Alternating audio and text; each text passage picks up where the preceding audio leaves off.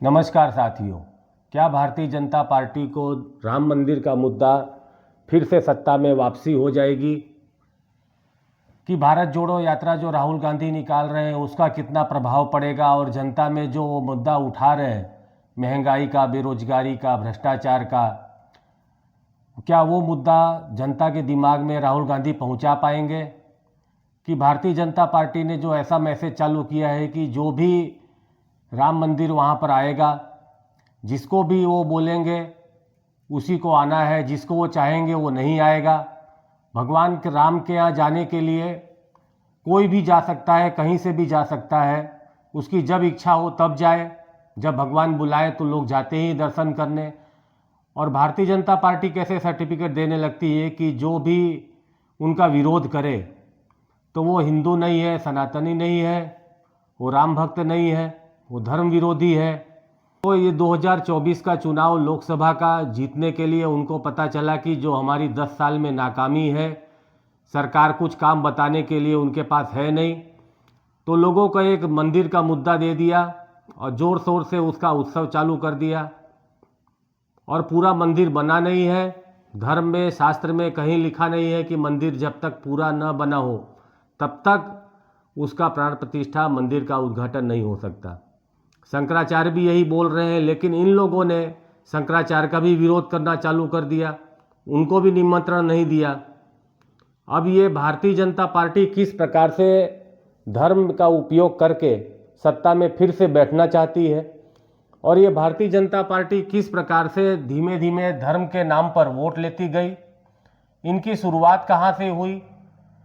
इनकी शुरुआत ऐसे होती है कि जब उनको लगा कि काम के हिसाब से वोट नहीं मिलता है, इनको वो अपना काम गिना नहीं सकते, तो उन्होंने विचार किया कि भारत की जनता जो है धार्मिक है, उसका उन्होंने लाभ लेने के लिए धर्मगुरु, अलग अलग साधु संत, उनका उपयोग करना चालू किया। वहाँ दर्शन करने जाने लगे, राम मंदिर का मुद्दा उठाया, कभी गंगा जल की बात करें, गंगा सफाई अभियान की बात करें, कभी गाय की बात करें।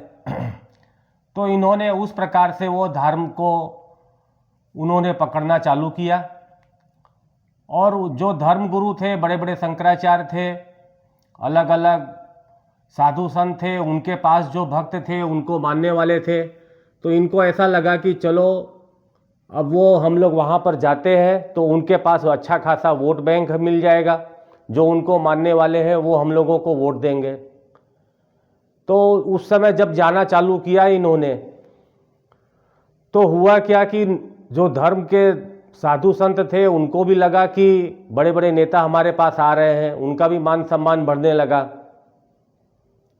तो उनको भी अच्छा लगने लगा। और सरकार भी जो है उसको कुछ मदद कर दे, कहीं ज़मीन का हो, कहीं कुछ उनको दान देना हो, तो वैसे वैसे धीमे धीमे नज़दीकियाँ बढ़ती गई।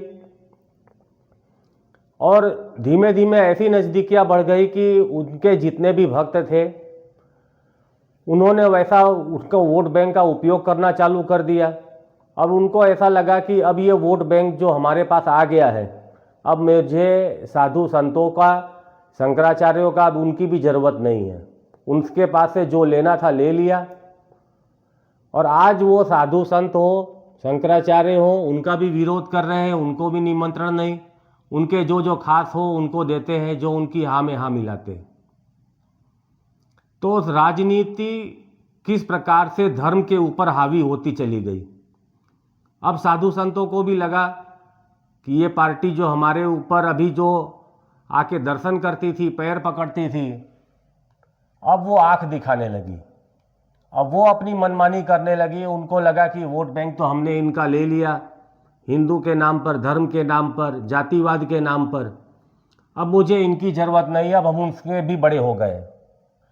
लेकिन उनका जो अहंकार हुआ, वो अहंकार जो है आगे आने वाले समय में चलने वाला नहीं है। साधु संतों ने भी उन्होंने मन बना लिया है कि सरकार को अब सबक सिखाना पड़ेगा, क्योंकि ये सरकार का अहंकार इतना बढ़ गया है कि अब ये धर्म के ऊपर भी जाने लगे हैं।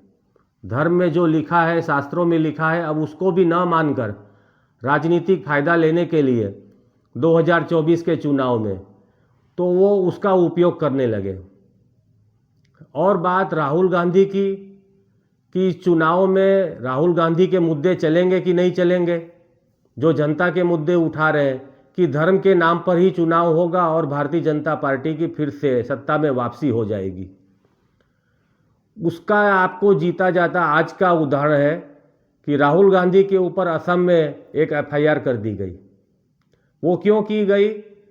उन्होंने ऐसा बहाना बताया कि वो सही रूट से नहीं जा रहे थे, सिटी में जा रहे थे, शहरों में से निकल रहे थे, पब्लिक के बीच में जा रहे हैं, मिल रहे हैं। उनको ऐसा बताया कि आप सिटी के बाहर बाहर से निकल जाइए।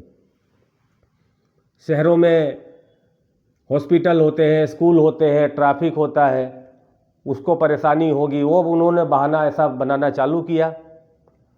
तो क्या जब मोदी जी, अमित शाह और भारतीय जनता पार्टी के नेता जब वो रोड शो करते हैं, हर असम में भी किया है उन्होंने, अलग अलग शहरों में सभी जगह किया है, तो उस समय किसी को कोई तकलीफ नहीं होती है। लेकिन राहुल गांधी की जो सफलता उन्होंने देखी कि जो अभी 2 दिन में कि इतना बड़ा जन सैलाब उनके पीछे आने लगा और लोगों के वो लोकप्रिय बनते जा रहे, तो उनको ऐसा लगा कि ये धर्म का मुद्दा भी मेरा इस बार चलेगा नहीं। और यदि ये धर्म का मुद्दा नहीं चला और राहुल गांधी ने वो उनका मुद्दा जो है जनता की जो बेरोजगारी है, वो यदि मुद्दा जनता को उन्होंने समझा दिया, उनको याद दिला दिया कि आप बेरोजगारी ही हो, धर्म के नाम पर यदि वोट दोगे तो 3 महीने बाद चुनाव खत्म हो जाएगा, उसके बाद फिर आप बेरोजगार ही रहोगे, महंगाई वही रहेगी, भ्रष्टाचार सरकार करेगी, सरकार ईडी और सीबीआई का उपयोग करके विपक्ष की आवाज़ दबाएगी, यदि नौजवान आंदोलन करेंगे तो उसको लाठीचार्ज करके उसको हटा दिया जाएगा, तो सरकार फिर किसी का सुनेगी नहीं। तो उनको ये भय लगने लगा कि राहुल गांधी की जो यात्रा सफलता पा रही है, तो उससे यदि उनको राम मंदिर का मुद्दा नहीं चला और जनता जाग गई तो उनकी सत्ता खतरे में आ जाएगी। वो उनकी सत्ता जब उनको दिखाई दे रहा है कि जाते हुए कि सत्ता हमारे हाथ से निकल रही है, उसके लिए अब ये पूरी भारत जोड़ो न्याय यात्रा को जगह जगह रोकेंगे और लोगों को यही दिखाई देगा सोशल मीडिया में भी कि केवल राम का ही मुद्दा है, भगवान राम ले आए, मोदी जी ले आए, और किस प्रकार से वहाँ पर भी उनकी मार्केटिंग चालू हो गई। तो पूरे भारत के जनता को ये पता चल गया कि ये भारतीय जनता पार्टी जो ये राम मंदिर का मुद्दा लेकर आई है चुनाव के ठीक पहले, वो राजनीतिक मुद्दा है। यदि उनको प्राण प्रतिष्ठा करनी ही थी तो मंदिर बन जाता, उसके बाद कर सकते थे। और यदि ये मुद्दा नहीं चला तो भारतीय जनता पार्टी को पता है कि ये उनकी सीट 150 से ज़्यादा नहीं आ पाएगी।